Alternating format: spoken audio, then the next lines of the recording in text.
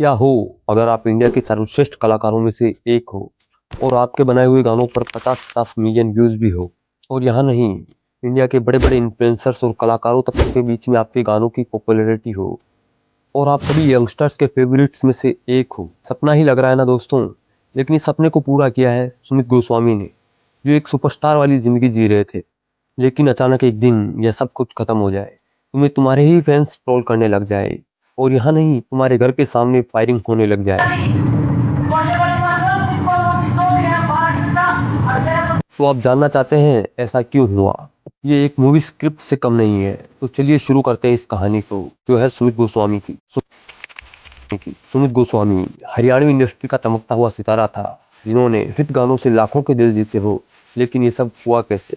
सतोली गांव के सुमित गोस्वामी, जिन्होंने 2018 में अपना पहला गाना कारोबार लॉन्च किया, लेकिन उस पर इतने कुछ खास व्यूज तो नहीं आए। लेकिन सुमित अपनी जर्नी स्टार्ट कर चुका था। लेकिन 9 महीने बाद सुमित एक और गाना बनाता है विकी काजिया के साथ। इस गाने का नाम था बाउली टायर्ड।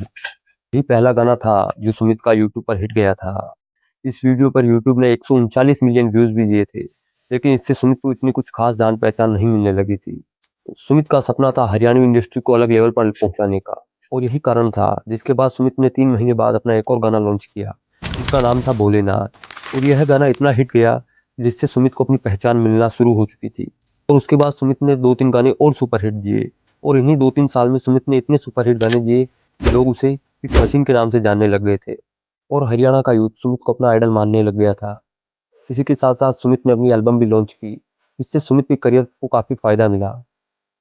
सुमित के गाने ट्रेंड में आने लग गए थे। लेकिन उसी के साथ साथ हरियाणा का एक और बंदा था जो भी उसके साथ ट्रेंड कर रहा था, उसका नाम था गुलजार।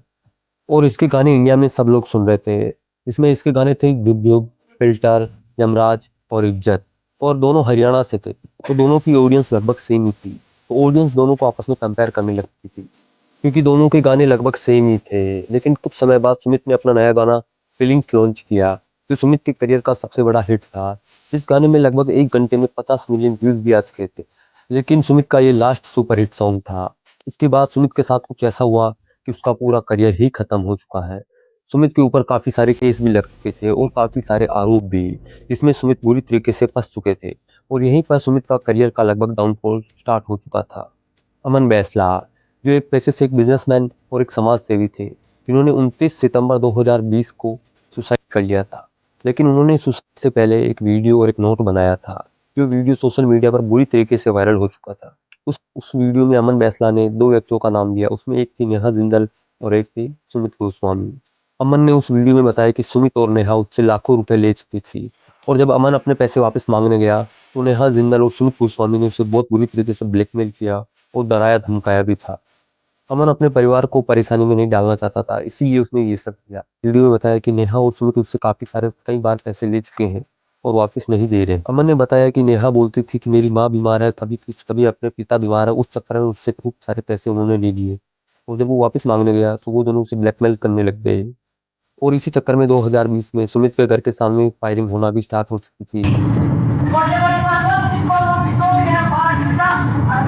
और ये सब करतूतें सीसीटीवी में रिकॉर्ड हो चुकी थी। और वो सीसीटीवी क्लिप सोशल मीडिया पर इतनी ज्यादा वायरल हुई, जिससे सुमित पे और परेशानी बढ़ चुकी थी। और उन अपराधियों ने सुमित के घर वालों को और सुमित को मारने की धमकी भी दी थी। और इसके बाद सुमित कानूनी चीजों में और फंसता चला गया। और इसके बाद 2022 में फास्ट ट्रैक कोर्ट ने सुमित को 2019 में 12वीं कक्षा की छात्रा से छेड़छाड़ के आरोप में 5 साल की सजा सुनाई। और इसके साथ सुमित का करियर पूरी तरीके से डूब चुका है। और हमें इस कहानी से ये पता चलता है कि सफलता के शिखर पर पहुंचने के बाद भी कई सारे विवाद और कई सारे फैसले आपकी जिंदगी को बर्बाद कर सकते हैं और आपको हीरो से जीरो बना सकते हैं। तो राम राम, मैं किशन चौधरी, मैं इस वीडियो को यहाँ पर खत्म करता हूँ।